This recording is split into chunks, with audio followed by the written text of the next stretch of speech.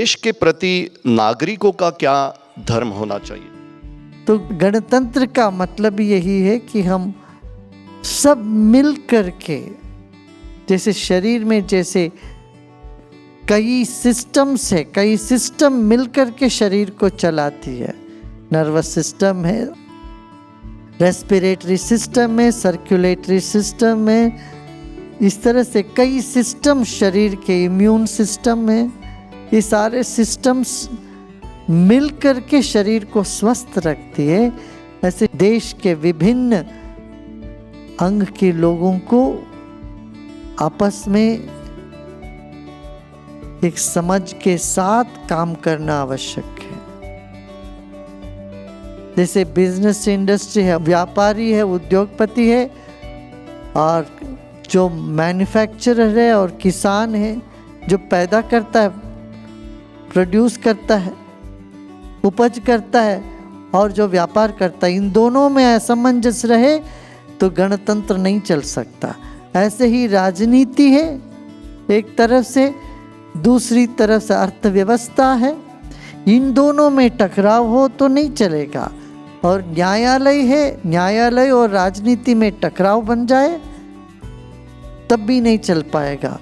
ऐसे धार्मिक क्षेत्र के लोग हैं और माध्यम हैं, ये षटकोण समझिए, माध्यम, धार्मिक व्यवस्था और गैर सरकारी संस्थाएं जो समाज सेवी संस्थाएं हैं, ये तीन हो गए। फिर सरकार के ब्यूरोक्रेसी है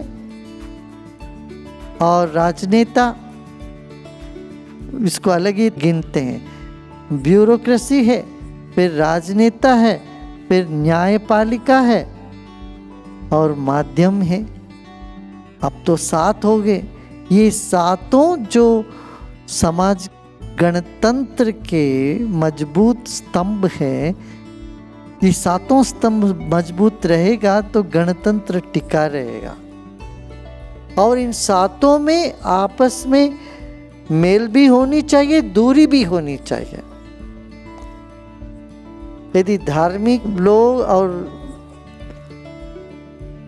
न्यायपालिका मिल जाए गड़बड़ हो जाएगा, धार्मिक लोग और राजनीति मिल जाए गड़बड़ हो जाएगा। और धर्म के बगैर न्यायपालिका भी नहीं चल पाएगा, ना राजनीति चल पाएगी। जैसे एक मंडप को टिकना हो तो खंभे की ज़रूरत है। वो 4 खंभे या 6 खंभे जो है वो आपस में एक हो जाए तो मंडप गिर जाएगा। दूरी भी होनी चाहिए और छत के साथ इन सब का संबंध भी होनी चाहिए।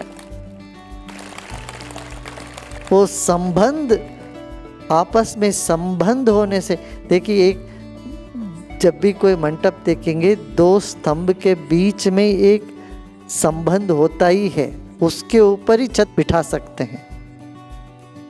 खंभे बड़े दूरी रहे मगर आपस में एक तालमेल बना रहे इनमें,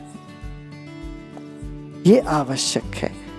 तो गणतंत्र में हर प्रजा इस बात को ध्यान देना चाहिए कि हम गणतंत्र एक पवित्र और स्वस्थ व्यवस्था है। इसकी स्वास्थ्य को, इसकी पवित्रता को बनाए रखने के लिए क्या करना है? कर्मनिष्ठता, जो अपना काम है, कर्तव्य वो करें। और कर्तव्य में यही है कि भ्रष्टाचार से दूर रहे, दुराचार हो रहा हो तो उसके विरोध में खड़े हो जाएं, सेवा का प्रकल्प में भाग लें। तो गणतंत्र में ये जितने भी ये सातों स्तंभों को हमें दष्ट पुष्ट बनाए रखना है। ये सिर्फ सरकार करेगा, कोई धर्मगुरु करेंगे, कोई समाज सुधारक आके सबको ऐसे छू मंत्र करके, छड़ी घुमा के, जादू की छड़ी घुमा के ठीक कर देंगे, ये नहीं। हर एक नागरिक को इसमें जिम्मेदारी लेना पड़ेगा हर एक नागरिक इसको ठीक करने में आगे बढ़ना पड़ेगा। जो हो सकता है अपने तरफ से वो हमें करते रहना पड़ेगा। एक तो ये मानना ज़रूरी है, भारत में सदियों से आध्यात्मिकता है, तो आध्यात्मिकता हमारे जहन में है, हमारे कण कण में है, ये पहले मान लें तो आधा काम खत्म हो गया। नेक करना हमारे स्वभाव में है, ये मान लो। अच्छा, इसके बाद जो है, जो बुराइयां हैं समाज में, इनको दूर करने के लिए हम सतत प्रयत्न करें।